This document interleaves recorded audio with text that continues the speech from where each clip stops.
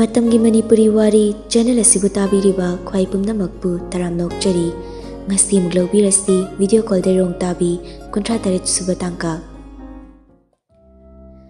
lakleroi khanna laktrabani halakleroi khanna halaktrabani nungshiraroi khanna mirai ramlabani kawgi khanna kawkhrabani lapthoke khanna nathaikrabani aibu khanbidaba nungshibidaba misakna heli nungsibasu lakleroi nungshiraroi khangbagira atuk nungsiruba oihaningba mina oiramda khalludaba mina inakta leiramba inaktagi lapkiba mana nungsiruba inakta nakna leiba mana yengningluddaba hauna sara taibangi lichatla miyoibagi ahenba supamnudi phajabasu yengninglude chawraba malemsida leiriba miyoiba haiba jiba singi marakta supna tanginang nang khaktani yengningluba naha khaktani nungsiruba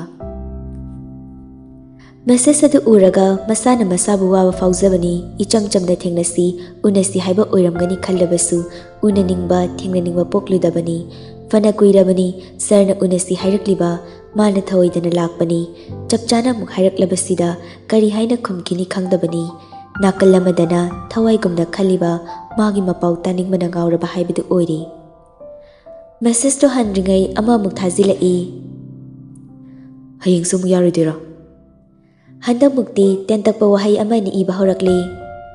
Sir, aise achinba khara leire. Wahai khradu iba loiraga thakre, sir na kari khangani, sir na nungai khiroi haiba wakhalsi, magi kokta changba ngamkidri, maramdi magi kokta leiribasi, ganba khaktani. Thakre, loikre, makha hangi khalludri, ngairibadi mahakki mapawni. Lakliba ayat pakaya khudingba mayok nagani chap yungna khanba horai punsi yoiba pandam amagidama ayat apan yauda panthung yorabadi mai pa I haibadani punsi ya awa nungai mahau khangloi mai pak pa haibasi awa nungai kaya thengnaraba tumda panthung yoba aduna suhena punsi gi magun khangbani ngai manbagira khangde ngariba mahaki mapaudi ilak lakde adugi mahut chinglen gi message sama muglai Yaida, kaisu kaidi, nang nasangba numito, sar ngaragi. Wahai aduna loisilagi khallamali makhatana hairakidri, asumna numittumasu hawkre.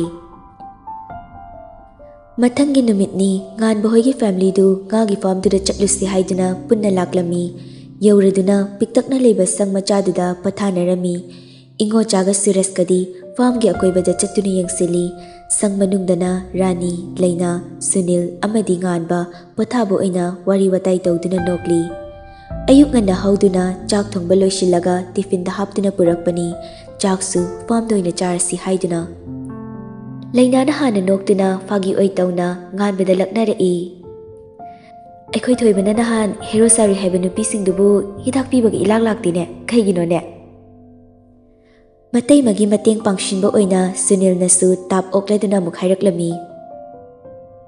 Side hero gumba oirangwani aduna ni laktridu. Ngan mana amuk noi masel haining ba haina horo ai pabung hoi manakta chale. Hairam laga sangdudagi thoki thoglakpada nahan maga funaki manupa ani dusu ingo cha amadi suraska fazina wari saduna leiba ui haifet ngakchana na yengi kaidobala ino khanna. Khana tabli pali tu da lai makoisu makut tinna wari sarambadagi onthoktuna yenglai uri nupa ani dusu nganbana laklibadu ubada nupa ani dusu yengnaraga nganbada amuk mamit khana yenglai ingoja noina chana balogi hairabanina tangai fadana phaba taredana tashengbagidi machui ani yonbase ekhoi dusu selfam khangodi punna keji khara yamna yonbana hena senfam ama khangna nungai Nupani dugi maraktagi amana hairai Ekhoidi bazardagi oina hekta lawrasina haibani aduda farm gumba puki gumba dagi khudakta faraga chabu ngase yam hawi haina mafamsida tharakpani hawbabudi khudakta phabani henmani Babu hoigi ngakdaro farm singse Kadai dagi natti ekhoigidi sidangni Mafamsidum ingna chikna fazai Soida nga farm ama leiraga nga yoklaga sem tanbana fadoira khangdi babu nga farm gumba yondauba leiragadi pau haibiro hoi hairake ado pabung nga di kamaina faduino isinga sitoklaga fana daina Sitokpase khara leradi yarakani. Hojikti sittribanina inna chawbana fadoini. As farm sisipradadi selyam amani fangdoini ne. Babu farm siprade hairo yawbalake. Hoi hairake. Ngan besu mong hada dum changai ingo chana ureduna hairei. Thoiba inna chawbada puro nga khara se fadoksi sida lakliba nang tamoni sina keji taram laigena yam kanna hairi. Nauda haiko ai thabak lehoi halladoini. Nupa ni du ngan beda khani yenglaga ingo chada hairei. Babungi charo made. Mani icha nupa ni shubani. Oh, mingdi kai kauge hojikna kai honarige. Mapana khumba nang dringai ngan bena tap oklaga khumlai. Mingbudi ngan ba koi hojik se 12 thakre results ngari atai di kai khangning ba leige. Kai no thoiba mi na hangbabu adumaina khumba hauna bro. Kai matang na soirege pabu. Nupa dida muk ansinduna. Tamo aigi dubu soibe yaukhrabane. Soide. Nahan gi thawdoktagi chakpagi hena chakpa haibadu ori nupa ani dudi jongsilaga angam phudatning ba haibadu yori. Ani duna nganbada ushitana yengba mawng matawdu nganbana sukhangbana masu tawgi yawna tawibani. Ingo chaga Suresh kado in lawbani haiduna sanglomda chatkre nganbadi nupa ani duga leptuna lehawi. Nahan gi nupidu aina koiba tare adusu chamna koidong nate. Yamusitana hairakpani nganbasu karimna bigi mawngna noklai. Nanggi usitaba mawngsiga haradi chapchana waraklamba yabani. Nganbasu khamlai. Itakhan borasu mi usitabai warakpasidi aisu fazana haiba tamo. Mi saidi pakna fugandi. Aingonda usitaba mi se mi dugi naknaba mari thiraga karigumba kharadi dum tawi. Aduga mi duna proka chaklaga aiga thirakpa. Aduga aingondaga attack ka tawdagi chakna wana laman khumningbagi sinda yengba yam nungai bo. Pangdaba thongna leitaba mikiti gumba nupa thoktaba samna hairabada pangdaba migi thabakni adugumba duri. Nupa du pangdaba hairakpaduda saugalakladuna nganbada mamit mana yungshinduni hairei. Kaino pangdaba mikiti haide yam thongna phabai waro nupa yam thokpai waraba yengthokna se habro ha. Nupido aina kedogemu luhongdringai mamangda aigi angang yahongi aduga langthongge. Nupadugi wahaiduda nganbadi nokningba fauraduna usittaba mityeng yengladuna noklai. Nupadudi yam sauningna chakna haizaribani aduga nganbana usittana noklakpasidadi ibang karaduna kinna hekta nganbagi mamaida pisilai. Yet oi farmgi farm ngaktani marakduda chatok chasin tawnaba fit animuk pakpa lambi machadudani ahumduna muknariba ado. Nganbasu sauningboy nakalda lepliba nupadu hekta makhongduna safu kana kauthabini nupadu isingda tashinkre sauna makhut thinduna laurai. He nang aina kedogemu. Nupadugi khonjelda sang manungda leiramba singdu chenthoknarai ingo chana. Hai kaino kamai tawrino. Nganba makhut anidu pocket humduna machimbal chingkhalap tawna usittana noklami aduga thawa sadana chumjung chatkre. Ataidudi nupaduna isingda taribaduda hatu chensinaduna hanglai ranina. Haima ibungo kamaina tasilino nangde. Nupadu sauna karei mathakta lehoriba nupaduna hairei. Nacha nupa thongna faba nupa thokpasina kautharamini. Karigi kautharami mamade pasidiba. Haiduna nganmana chatkriba domda yenglaga. Thoiba karigino nangna mi sibo isingda intharamlisibo nangbu ngawrabra haibanida. Nupadu pumchotchotna kakhalai aduga nganbaromda mityeng thamlai. Singnaba amaga loinana aduga saurangnana mamanabaduda chatlasi haina chatke tawi ingo chana mu. Luina chotlene tawrisi kari hainarurage banoi maselbu aigi chasina marolama handakse yam phongalai. Nahan sumi phunayana lakpa aduga ngasina mo mayambagumba isingda inthabiramlise. Sunil mayamba nganbagi pukchel khangbana kainomdi soidana hainaramgani khangbana mayambana thawoina tawre haiba khangi aduna hairei. Maram leitana hekta mibu kauthabe yabanate babu kainomdi hainaramgani moigisi. Hainarasu sumaina di hekta bahawna brada. Nupa ani duri sauna chatpa hokre ingo chana lahawi. Hai ngai khoni noibo. Haiba ngang taramdana chatre Sunil nokdaga. Nokningi as tamoy na kauthabay sindo uhawdabay sa sakreda. Video ga namhawdaw ni viral chatnaba. Lainana amuk Karandi naw nangsu. Khoy tamoy ay se handakti kaino ba nahan sunupigi ne mi khanay haydo kana nupi oizano. Sunilgi wahayduda Suresh mamit sukna yenglai mityengdu lainana uraduna Sunilda ingit pirei. Sunildi kaisu khangba nate makha tana magi karandu dolai. Teima nangi du mityengdu da oiramni tamo chawna kawba ngamdadana itaima natragadi nupi amta hanna yengloina leiramise. Handamuki wahayduda Sureshdo fat changsinduna Sunilgi makokta kaksi halai laina nokshilaga khalakpili. Somdana Sylvia ayuki chak toklaba matung mayumda laishinbadu wakal pothaba ngamde haiduna laikai mamanabigi mayumda laklami aduga mamanabisingda magi awabadu share torami. Tanyana Yare madui nupadugi wakal khaluranu mana nangse suknung nungsidrabani nungshiramba taragadi nongma sauragasu nini saukrasu humni subadadi soidana pau forokani hauzik phaba kem hairaktana tumina laikrido nangmu nungsiba natte. Silpana amuk Nanggi wari se taragadi nupa sina nangbu nungsibagi mami tabude kariyeba nupa mamingdo ngan ba haibani photo yawbro amti yengi yawdi kakre number yaragadi number piro number su yawdi kakre chipagam da pudro number dubo pude lori he nangsu asugam na nungshidi hai aduga number fabo chipha pudaba Number su photo su yauribani utpa ikaibagi haizilibani utduraga makoina kari hairakpa khanbagi. Ngahak makoiga pulamlaga amuk mayumda halakte aduga amuk Rebecca hoida lai. Rebecca su Sylvia na thazadana lakpaduda harauzarami magi kada oina pushinduna wari watai taurai. Sylvia gi mawng matau amadi phibam munna yengduna. Wakal yamna khalaba chakamda chadrababa mayeng yam tare nasak yam thizali. Sylvia mamon noktuna khangdi wakalse nungai fam sukang khangdi nungai na bahona raba sungamdi nungai na bakak na bahona basina hena suwai gyan ta dreisu ngan bisina fazana hana dagi close orama supaba natabani na paki khaibdo ngamdiba ngarang su iPhone tawrini pairak tabaduda amuk ikaire masu halaga callback ka torak pai waleti radimani Rebecca, ay ngauri. Ay ngauraga thok tawri. Handaki batang sida ngauraga thokpa soiroi ay.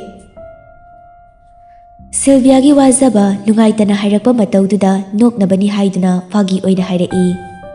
Phare ngauru nganbagi wakal kaunaba. Rebecca, aina ngaurasu mani kauni haiba thazadi. Ngaurasu magi maming pallagani sorokta chattoisi.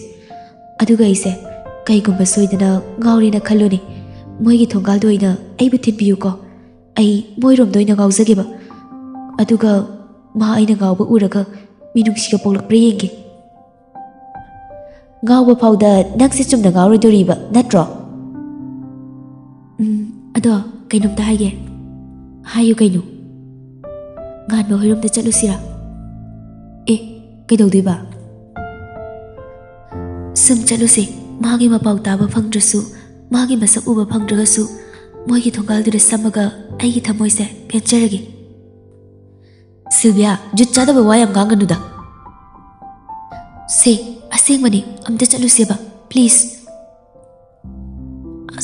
aine jingkhaina ga khanglaga thina gangbirakani khangaloiseba marksu paga chatseba marksu pasu dum khangni ngasi dangni ai sidagi ahen mabda hararoiba jingkhay amuk thengnaradi ai soi wathi dadoini Sylvia na kapti khakha kai haizamanbadagi Rebecca su paileita anidu kanba hoirumda chatpa tari jingkhay amuk thengnaradi khanbada Rebecca di mihun sudrabani ashumna Rebecca na thauduna ganba hoirumda lai gari thauna anidu wari su sanarai ngasine ai jingkhay ne khangkraba ai lore haisini Baksu piduni kaisu khamoi nangbudi ngan bohigi thongal da thanam duningu yari aduna bu phari leiza horage asukwa dei saru manak da leibina fai ꯑꯩꯁꯦ ꯄꯨꯔꯥ ꯑꯉꯥꯎꯕꯤ ꯑꯣꯜꯂꯦꯀꯣ ꯀꯩꯒꯨꯝꯕ ꯉꯥꯟꯕꯒ ꯊꯦꯡꯅꯔꯕ ꯃꯥꯅ ꯑꯩꯁꯦ ꯂꯥꯟꯅ ꯂꯧꯈꯤꯗꯣꯏꯅꯤꯀꯣ ꯑꯩꯅ ꯃꯥ ꯅꯨꯡꯁꯤꯕꯒꯤ ꯃꯥꯒꯤ ꯃꯄꯥꯎ ꯇꯥꯕ ꯐꯪꯗꯕꯒꯤ ꯉꯥꯎꯔꯒ ꯊꯣꯛꯂꯛꯂꯤꯁꯦ ꯃꯥꯗꯤ ꯀꯩꯁꯨ ꯈꯪꯕ ꯅꯠꯇꯦꯀꯣ ꯑꯩ ꯃꯥꯕꯨꯗꯤ ꯌꯥꯝꯅ ꯎꯅꯤꯡꯉꯤ ꯑꯗꯨ ꯑꯣꯏꯔꯁꯨ ꯃꯥꯗꯤ ꯊꯦꯡꯅꯅꯤꯡꯗꯦ ꯊꯦꯡꯅꯔꯁꯨ ꯑꯇꯣꯞꯄ ꯃꯐꯝꯗ ꯑꯣꯏꯅ ꯊꯦꯡꯅꯕ ꯑꯩꯅ ꯃꯣꯏꯔꯣꯝꯗ ꯂꯥꯛꯂꯒꯗꯤ ꯑꯩ ꯃꯥꯒ ꯊꯦꯡꯅꯕ ꯄꯥꯝꯗꯦ ꯏꯀꯥꯏ ꯏꯁ ꯎꯁꯨ ꯎꯅꯤꯡꯕ ꯊꯦꯡꯁꯨ ꯊꯦꯡꯅꯅꯤꯡꯗꯕ ꯑꯩ ꯀꯣꯛ ꯉꯥꯎꯔꯦ ꯅꯪꯒꯤ ꯈꯨꯅꯨꯡꯁꯤꯁꯦ ꯑꯁꯦꯡꯕꯅꯤ ꯑꯩ ꯃꯥꯒ ꯊꯦꯡꯅꯕ ꯉꯝꯂꯣꯏ ꯏꯀꯥꯏꯅꯤꯌꯦ ꯁꯨꯝ ꯊꯧꯔꯛꯄꯅ ꯉꯥꯟꯕ ꯍꯣꯏꯒꯤ ꯌꯨꯝ ꯌꯧꯔꯝꯗꯥꯏ ꯑꯣꯏꯔꯛꯄ ꯑꯗꯨꯗ ꯔꯦꯕꯤꯀꯥ ꯅꯨꯄꯤ ꯉꯥꯟꯕ ꯍꯣꯏꯒꯤ ꯌꯧꯗꯣꯔꯦ ꯁꯤꯜꯚꯤꯌꯥꯗꯤ ꯃꯤꯍꯨꯟ ꯃꯊꯣꯡ ꯈꯪꯈꯤꯗ꯭ꯔꯤ ꯈꯣꯟꯖꯦꯜ ꯑꯗꯨ ꯄꯤꯛꯊꯅ ꯇꯞꯅ ꯔꯦꯕꯤꯀꯥꯒꯤ ꯅꯥꯔꯨꯝ ꯃꯌꯥꯗ ꯍꯥꯏꯔꯛꯏ ꯔꯦꯕꯤꯀꯥ ꯑꯩ ꯀꯩꯅꯣꯝ ꯇꯧꯔꯦ ꯑꯩꯒꯤ ꯊꯃꯣꯏꯁꯦ ꯌꯥꯝ ꯅꯥꯏꯌꯦ ꯌꯧꯗꯣꯔꯦ ꯀꯩꯝ ꯈꯜꯂꯨꯅꯨ ꯃꯣꯏ ꯊꯣꯡꯒꯥꯜ ꯍꯦꯛ ꯌꯧꯕꯒ ꯅꯪ ꯊꯜꯂꯝꯂꯗꯣꯏꯅꯤ ꯁꯤꯜꯚꯤꯌꯥ ꯋꯥ ꯃꯈꯥ ꯇꯥꯅ ꯉꯥꯡꯂꯛꯇ꯭ꯔꯤ ꯇꯨꯃꯤꯟꯅ ꯂꯩꯈ꯭ꯔꯤ ꯃꯈꯨꯠꯅ ꯊꯕꯥꯛꯇ ꯊꯝꯗꯨꯅ ꯁꯣꯔ ꯇꯞꯅ ꯇꯞꯅ ꯍꯣꯟꯗꯣꯛꯏ ꯃꯤꯍꯨꯜꯁꯨ ꯆꯣꯡꯕꯗꯤ ꯂꯦꯞꯇ꯭ꯔꯕꯅꯤ ꯑꯁꯨꯝꯅ ꯊꯧꯔꯛꯄꯅ ꯉꯥꯟꯕ ꯍꯣꯏꯒꯤ ꯌꯨꯝ ꯌꯧꯗꯧꯕ ꯊꯣꯡꯒꯥꯜ ꯑꯃꯅꯤ ꯋꯥꯠꯂꯤꯉꯩ ꯔꯦꯕꯤꯀꯥꯅ ꯑꯃꯨꯛꯁꯨ ꯍꯥꯏꯔꯛꯏ ꯅꯃꯥꯏꯗꯣ ꯌꯦꯠꯂꯣꯝꯗ ꯂꯩꯊꯣꯛꯎ ꯃꯣꯏꯒꯤ ꯊꯣꯡꯒꯥꯜ ꯌꯧꯕꯒ ꯑꯩꯅꯦ ꯍꯣꯔꯟ ꯈꯣꯡꯂꯛꯀꯦꯀꯣ ꯈꯪꯅꯕ ꯍꯣꯏ ꯑꯁꯨꯝꯅ ꯈꯤꯇꯪ ꯊꯧꯕꯒꯗꯤ ꯉꯥꯟꯕ ꯍꯣꯏꯒꯤ ꯊꯣꯡꯒꯥꯜ ꯌꯧꯁꯤꯜꯂꯛꯏ ꯍꯥꯏꯅꯈꯤꯕꯒꯤ ꯃꯇꯨꯡ ꯏꯟꯅ ꯔꯦꯕꯤꯀꯥꯁꯨ ꯌꯧꯕꯒ ꯍꯣꯔꯟ ꯑꯃꯨꯛꯇꯪ ꯈꯣꯡꯂꯛꯏ ꯁꯤꯜꯚꯤꯌꯥꯗꯤ ꯊꯦꯡꯅꯒꯗ꯭ꯔꯥ ꯄꯥꯈꯠꯄꯅ ꯔꯦꯕꯤꯀꯥꯒꯤ ꯃꯅꯪꯒꯟꯗ ꯃꯃꯥꯏ ꯎꯞꯁꯤꯟꯈ꯭ꯔꯦ ꯊꯣꯡꯒꯥꯜ ꯃꯄꯥꯁꯨ ꯂꯥꯟꯊꯣꯔꯛꯂꯤ ꯁꯣꯔ ꯑꯗꯨ ꯈꯤꯇꯪ ꯌꯥꯡꯅ ꯍꯣꯟꯗꯣꯛꯏ ꯑꯗꯨꯒ ꯇꯞꯅ ꯔꯦꯕꯤꯀꯥꯗ ꯍꯥꯏꯔꯛꯏ ꯉꯥꯟꯕ ꯎꯔꯝꯕ꯭ꯔꯣ ꯅꯪꯉꯣꯟꯗ ꯌꯦꯡꯉꯨ ꯍꯥꯏꯔꯒ ꯌꯦꯡꯗ꯭ꯔꯕꯣ ꯌꯦꯡꯕ ꯉꯝꯗꯦ ꯑꯗꯣ ꯀꯩꯒꯤꯅꯣ ꯈꯪꯗꯦ ꯑꯩꯅ ꯃꯥ ꯅꯨꯡꯁꯤꯕꯒꯤ ꯆꯥꯡꯁꯦ ꯃꯣꯏꯒꯤ ꯊꯣꯡꯒꯥꯜ ꯐꯥꯎ ꯅꯨꯡꯁꯤꯕ ꯐꯥꯎꯏ ꯋꯥꯠꯂꯤ ꯌꯥꯝ ꯅꯨꯡꯁꯤꯔꯛꯈꯤꯗꯧꯕ ꯅꯪ ꯃꯣꯏꯒꯤ ꯊꯣꯡꯒꯥꯜꯗ ꯍꯧꯕ ꯅꯥꯄꯤꯁꯤꯡꯗꯨꯁꯨ ꯂꯣꯏꯅ ꯅꯨꯡꯁꯤꯅꯤ ꯁꯨꯝ ꯈꯔ ꯊꯧꯔꯛꯏ ꯁꯤꯜꯚꯤꯌꯥꯗꯤ ꯉꯥꯟꯕ ꯍꯣꯏ ꯌꯨꯝ ꯃꯄꯥ ꯍꯦꯟꯗꯣꯔꯛꯄꯗꯒꯤ ꯅꯥꯒꯦꯠ ꯌꯦꯡꯕ ꯑꯃꯨꯛ ꯍꯧꯔꯛꯏ ꯗꯨꯀꯥꯟ ꯑꯃꯒꯤ ꯃꯃꯥꯡꯗ ꯉꯥꯟꯕ ꯂꯦꯞꯇꯨꯅ ꯂꯩꯕꯗꯨ ꯁꯤꯜꯚꯤꯌꯥꯅ ꯍꯥꯏꯐꯦꯠ ꯎꯔꯨꯔꯦ ꯃꯃꯥꯏ ꯐꯠ ꯂꯩꯁꯤꯜꯂꯛꯏ ꯑꯗꯨꯒ ꯔꯦꯕꯤꯀꯥꯗ ꯍꯥꯏꯔꯛꯏ ꯂꯩꯍꯧꯔꯤ ꯗꯨꯀꯥꯟꯗ ꯀꯅꯥ ꯑꯣꯏꯅꯤ ꯑꯣ ꯑꯁ ꯑꯩ ꯀꯩꯅꯣꯝ ꯏꯇꯧ ꯇꯧꯔꯦ ꯍꯥꯏꯅ ꯁꯤꯜꯚꯤꯌꯥꯒꯤ ꯃꯃꯤꯠꯇꯒꯤ ꯃꯄꯤ ꯅꯥꯟꯊꯈꯤ ꯔꯦꯕꯤꯀꯥꯅ ꯑꯃꯨꯛ ꯈꯪꯈꯤꯅꯤ ꯈꯟꯕꯗ ꯃꯁꯥꯗꯨ ꯄꯥꯈꯠꯄꯁꯨ ꯄꯣꯛꯂꯤ ꯇꯞꯅ ꯑꯃꯨꯛ ꯅꯥꯁꯣꯟ ꯄꯤꯛꯅ ꯍꯥꯏꯔꯛꯏ ꯊꯃꯣꯏ ꯌꯥꯝꯅ ꯅꯥꯏ ꯅꯥꯒꯅꯨ ꯅꯪꯒꯤ ꯈꯤꯇꯪꯗ ꯑꯣꯏꯔꯁꯨ ꯋꯥꯕ ꯀꯣꯛꯅꯕ ꯅꯠꯇ꯭ꯔꯣ ꯑꯩꯅ ꯂꯥꯛꯂꯤꯁꯦ